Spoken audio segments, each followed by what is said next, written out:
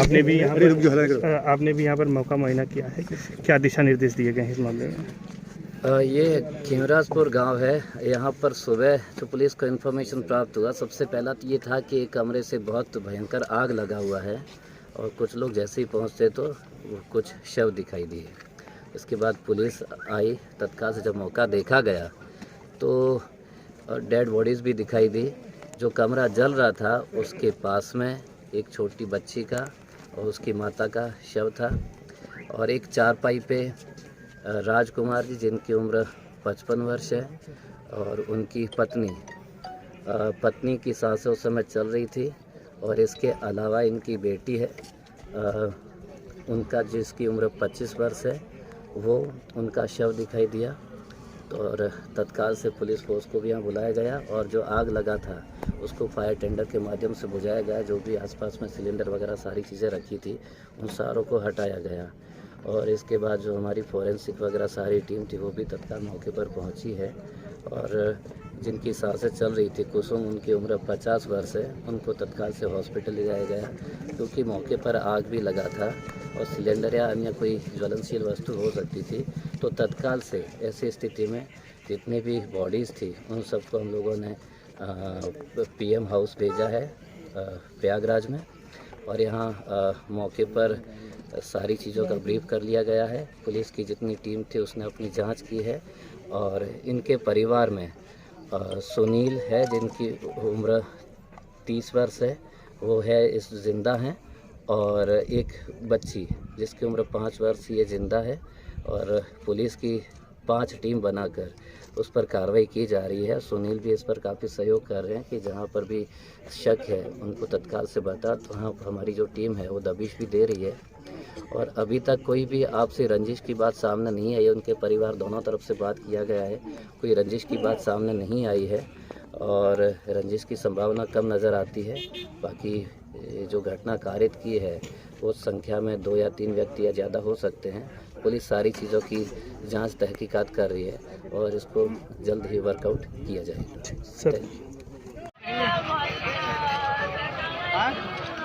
ठंडा पानी पिलाए पड़ा है सामने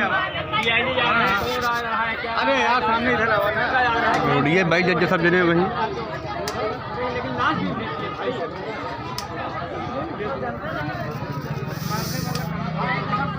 भाई शांत राम सब कुछ करब लेकिन ज्यादा घंटा करवा कुछ ना करब। कल आप जौन हो कहाँ हो जब ये सब देखे कोई मतलब नहीं। गुरु जी हम तो जिए देबे हना नाम नोट करा ले तू ही सब चलेगा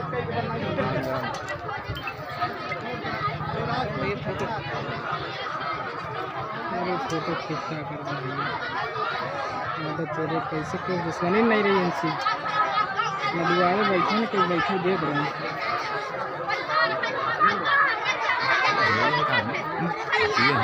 नहीं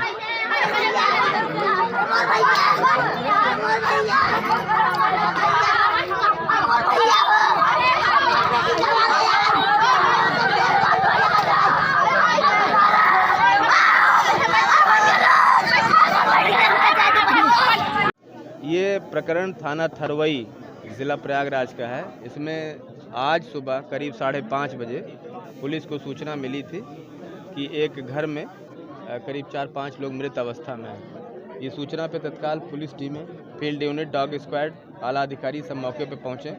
मैं स्वयं भी मौके पहुँचा हूँ। यहाँ पे पाया गया कि इस घर के मुखिया जो हैं राजकुमार की पत्नी, राजकुमार की बहू और उनकी 2 नतनियाँ और राजकुमार की बेटी, तो कुल 5 लोग इसमें मृत थे। एक उनकी नातिन है या पोती जिसको कहें, वो 5 साल की हैं, वो जीवित हैं। इस प्रकार से 6 लोगों का ये जो यहाँ पे लोग रात में सो रहे थे उसमें से 5 लोग मृत हैं। एक बेटी 5 साल की है, वो जीवित है।